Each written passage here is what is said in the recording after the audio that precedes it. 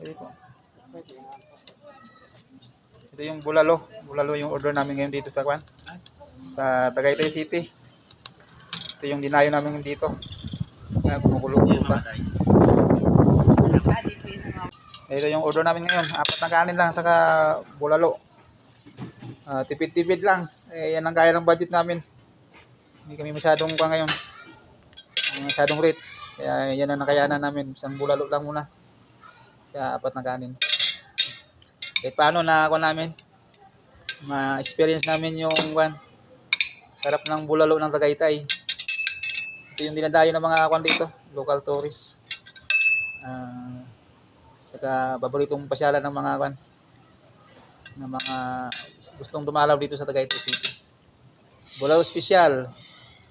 Nasi paling kanyiso. Ang kwan na. Alungkay.